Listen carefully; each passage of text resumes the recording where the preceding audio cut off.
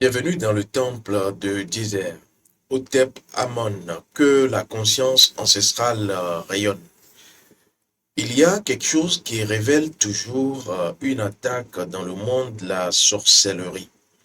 Lorsque vous maîtrisez les rouages, la dynamique spirituelle des attaques, vous pouvez commencer par remarquer des signes avant-coureurs, des signes précurseurs qui préviennent tout individu de ce que son âme est attaquée, son âme est agressée. Et d'ailleurs, lorsque vous êtes attaqué et que vous ne remarquez pas, l'attaque produite va s'exécuter dans le monde matériel. Simplement parce que le monde matériel n'est que le résultat du monde spirituel qui va ainsi être la programmation faite par les sorciers, les mages noirs, les envoûteurs et les apprentis du mal. Et à ce niveau, il est urgent de commencer par vous apprendre le signal, vous introduire dans la science qui vous permette de protéger votre âme, mais surtout votre sommeil. Parce que s'il y a quelque chose qui vous révèle, que j'appelle d'ailleurs le révélateur de toutes les attaques, c'est bel et bien le rêve. Tout rêve est une annonce. Tout rêve est un programme onirique. Lorsque vous rêvez, du fait qu'on vous poursuit, du fait que vous êtes mordu, du fait que vous êtes enceinte ou que vous avez payé quelque chose, vous ne devrez pas vous arrêter au cinéma astral, parce que tout cela se produit dans l'astral, mais vous devrez aller surtout rechercher le sens profond, le sens spirituel, je dirais même traditionnel, de ce que vous avez vu. Certaines personnes ne font pas le lien entre les événements, les problèmes qu'ils traversent et ce qu'ils ont eu à rêver il y a 2 jours, 2 semaines, 2 mois ou 2 ans. Parce que dans le monde du rêve, dans le monde du plan astral, lorsqu'un sorcier, un apprenti sorcier, un mage noir ou toute personne qui veut vous nuire va agir, cette personne programme à partir d'éléments qui vous appartiennent. Et cette personne fait cette programmation de sorte à ce que vous ne vous en rendiez pas compte. C'est d'ailleurs ce pourquoi depuis l'Égypte antique, il y a ce qu'on appelle l'initiation à la spiritualité onirique. Vous devrez non seulement protéger votre sommeil, donc votre rêve, pour qu'aucune attaque ne soit introduite sous forme de virus dans votre rêve, dans votre âme, mais vous devrez surtout permettre à ce que la destination de votre âme soit ce que vous avez décidé. C'est vous qui décidez de voyager. Et quand vous voyagez, le plan astral est le premier plan qui est souvent utilisé par les brigands de l'astral, ce que j'appelle les brigands de l'astral. Ce sont les âmes désincarnées, les âmes avortées, qui vont d'ailleurs, lorsqu'une personne décède, empêcher la personne de traverser ce plan et de pouvoir aller vers les autres plans. Et donc, ces âmes sont là. Ces âmes sont avec nous.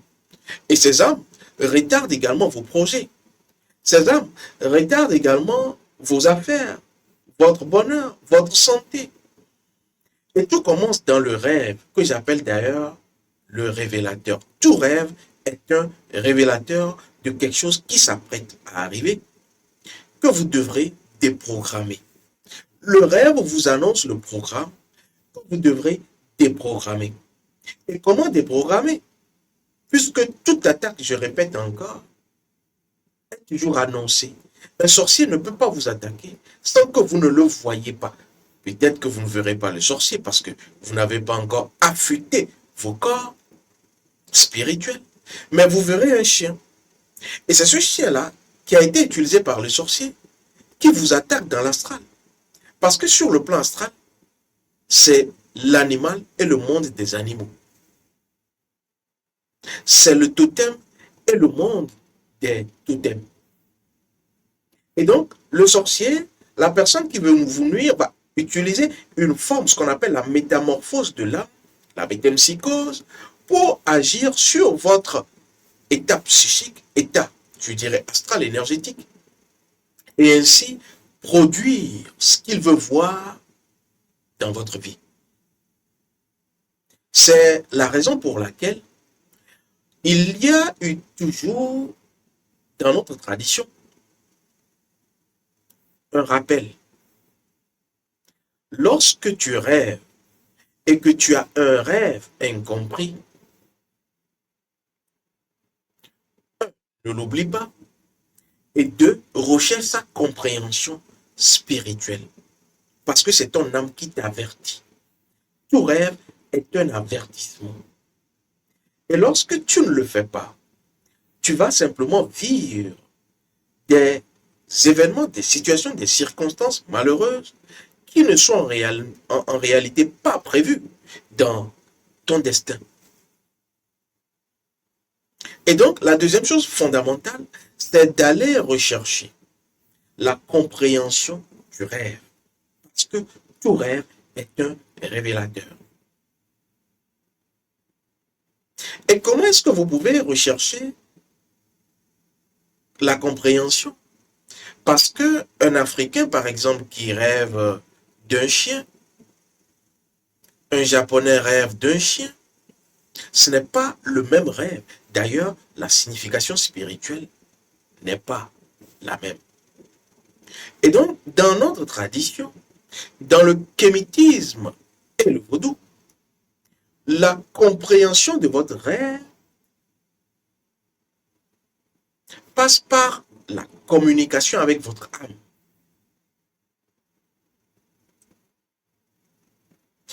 Tout problème actuel n'est qu'une négligence d'un rêve que vous avez eu à faire. Et donc, comment est-ce que vous pouvez commencer à communiquer avec votre âme pour qu'elle vous donne votre âme le message exact, intact, textuel de ce qui s'est déjà produit comme programmation? C'est lorsque vous faites la divination. La divination est cette technologie ancestrale qui vous permet de lire les âmes, de lire votre âme et de lire les âmes de tout ce qui existe. Vous voulez mettre sur pied une entreprise, c'est une âme qui va animer l'entreprise. Vous devez lire l'âme de l'entreprise. Vous avez un problème sur le plan professionnel, c'est une âme qui s'exprime. Vous devrez lire l'âme de ce problème. Vous avez une maladie, c'est une âme en activité qui s'anime. La maladie est un mal qui est animé.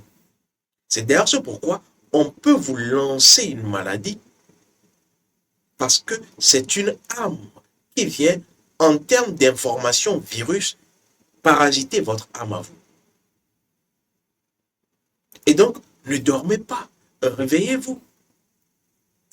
Au-delà de cet aspect, il faudra donc que vous sachiez, comme je l'ai dit, je récapitule, première chose, le rêve est un révélateur. Deuxième chose, vous devrez aller comprendre la signification à partir de la divination. Troisième chose, très importante, vous devrez permettre à ce que personne ne rentre dans votre rêve. Et comment? En préparant le sommeil. Mais comment? Comment préparer son sommeil? Comment fermer la porte de son âme pour que personne ne puisse agir? Parce que lorsque vous dormez, votre corps est au repos, votre âme est fragile. Et c'est pour cela que les sorciers agissent la nuit, envoûtent la nuit. Pour pouvoir protéger votre sommeil et votre âme, vous devrez, avant d'aller en sommeil, utiliser la trame de votre destin. Vous devrez savoir appeler votre destin avant d'aller en sommeil. Et ensuite, faire quelque chose de fondamental, diriger votre âme. Et comment cela se passe? Vous vous rappelez que je vous ai déjà parlé d'une initiation à notre école, l'initiation à la lecture du destin. Et dans cette initiation disponible, vous avez 4 éléments. Premier élément, le code de votre âme. Avant de dormir, utilisez le code de votre âme. C'est un signe que chaque âme a. Deuxième élément, le nom de votre destin. Vous devrez l'appeler. Troisième élément, votre mission d'âme ou d'incarnation. Quatrième élément, votre mission ancestrale. Et tout cela, de façon protocolaire, énoncée, et d'ailleurs j'ai montré comment vous pouvez justement le faire, sera suivi par la requête. Qu'est-ce que vous voulez cette nuit dans le sommeil?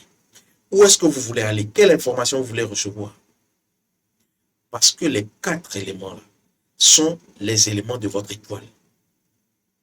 Le destin et l'étoile, c'est la même chose. L'étoile passe par un chemin. La trajectoire s'appelle destin. Et donc, lorsque vous reprenez ces 4 éléments du destin, vous pouvez protéger votre étoile et vous pouvez aller rechercher des informations et revenir. C'est ce qu'on appelle le voyage spirituel. Et donc, vous pouvez commencer par influencer des événements qui vont se produire. Vous pouvez commencer par changer une vision d'un problème. Vous pouvez commencer par impacter les choses, les êtres, les situations, les événements. Et pour les consciences qui seront avec nous d'ailleurs à partir du 14, le 14 juillet, puisque nous rentrons dans la nouvelle année kamite à partir du 19 juillet de cette année, 62-63, à partir du 14, vous avez les 5 jours épagomènes et les 5 rituels qui permettent de réinitialiser votre mémoire, de réinitialiser votre mémoire énergétique et donc votre énergie spirituelle. Vous allez ainsi purifier votre énergie spirituelle, purifier également au cours de ces 5 jours, 14 ou 18, votre énergie sexuelle. Car c'est votre énergie sexuelle qui permettra à ce que les 365 jours à venir soient des jours heureux qui vous permettent de pouvoir accomplir vos objectifs, vos projets. Et le 19, nous allons non seulement faire la cérémonie de l'ancrage, je serai avec vous, qui vous permettra de réussir et d'avoir le bonheur sur toutes les terres et ne pas être étranger parce que comme je l'avais dit, la xénophobie et autres, on peut être étranger sur sa propre terre. Vous êtes africain, vous êtes né en Afrique, vous vivez en Afrique, mais vous êtes étranger. Rien ne vous marchera. Comme vous pouvez être étranger sur la terre d'une autre personne, vous êtes étranger là-bas, mais rien ne vous marche. Pourquoi? Parce que vous n'êtes pas ancré à la terre. Et cette cérémonie, nous allons le faire le 19 juillet, jour de l'an 62-63. Et donc, vous aurez, au cours de cette cérémonie, à faire également la cérémonie de l'alignement. Les 9 corps spirituels, dont le 9e est le corps physique, les 9 corps spirituels doivent être alignés. Et c'est ce qui vous permet justement d'aller dans l'ancrage. Purification de l'énergie sexuelle également. Donc voilà pour le menu. Et ne l'oubliez pas, recherchez toujours la purification de votre énergie. Et comment cela se passe à partir de votre âme et surtout à partir des éléments de votre destin. Otep, que la Mahat et le souffle guident chacun de vos pas. Très vite dans le temple de Désert.